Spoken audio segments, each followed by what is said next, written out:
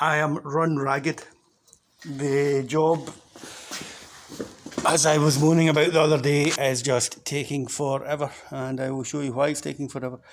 Billy's been coming down and helped me. The last video I think I was talking about builder's droop. This one is, if the vehicle was insured, I would probably set it in fire droop, claim the money and spend it all on alcohol. Right, and this is the reason it's taking so long, right? Oh, this repair section here is about 80 quid. The one over there is about 80 quid. If you've been watching the video series, you will know my thing on if you can buy the replacement parts, buy them, because this is just a pain in the neck sort of. We had to rebuild all this, so this panel had something to weld onto. We've now got that. I just said dead, didn't I? Same over here. That all had to be rebuilt out, so we could get something to weld this onto. This section I've not welded that in, but I have cut the metal out, which is an improvement since the last time. These little metal panels, nothing's actually bolted in, so let's have another look. See. Any further forward? We're not really. That's my welding in there. It's kind of okay. It needs rubbed down and painted and polished and stuff. So that repair section will sit over on top of that. That'll give us a profile. So to get this buttoned up, I need to repair that section there, which is a pain in the neck. Get some paint on this. And I'm still toying with the idea of bolting the panels on. I don't know whether it'll be that one. Bolting it on at the back. Or whether these things here will bolt down here. And we can flip them up. You can actually see it. If that's bolted on there, the access to get in there with seam sealer and paint and other bits and bobs is very, very good. So, while Billy was toodling about there, I've cut this rear quarter section out. This is one that I had lying about in the workshop for years possibly. That's why it's primed and ready to rock. Now I think these things are about 35-40 quid. I've spoke about it before. There's a cost of buying the panel, but then you've got to prime it, paint it. I just said I think I'll go over into the corner and start smashing my own face in with a mallet. There should be plenty of mallets about. Right, let's see what choice. I could use this one here.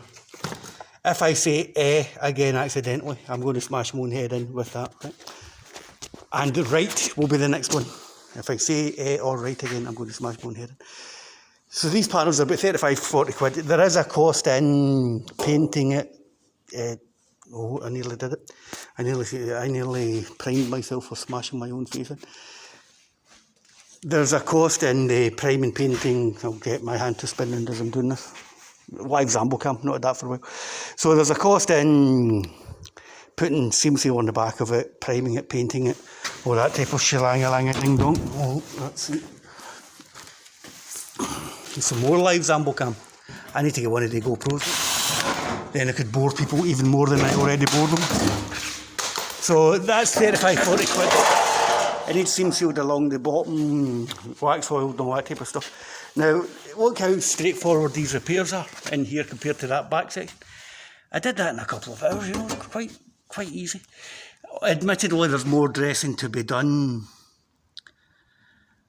but it's not that far away, and the welding job's so simple on it, I'll be able to just do this one myself. There's a pile of steel that's been cut out recently. So you can see just a big pile of corroded rubbish. So anything else, any words of wisdom today? Don't buy a van as knackered as this. The panel here is so badly done in as well. I think that's about 35 or 40 quid. So again, my gut feeling is it'd be cheaper, I'll get better line and quicker just to replace the whole thing. If I kick it at the bottom, see all that stuff falling out. So I imagine it's in the same condition as that, but that's a case of swizzling off that panel, putting in a couple of spares, and just tacking, well, maybe use that epoxy resin or tack it down about here. So today's philosophical thought. Whatever is rightly done, however humble, is noble. I'd initially put a K in there, which would have been noble or something, I suppose. That's a saying from Henry Royce, from Rolls Royce. I've got my builder's droop.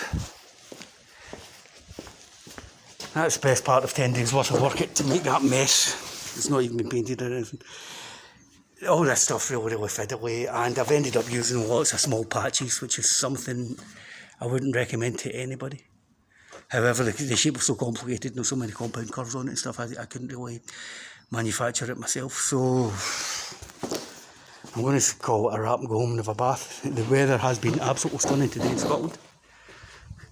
Saying that, the weather's always beautiful in Scotland because it's such a beautiful country. Right.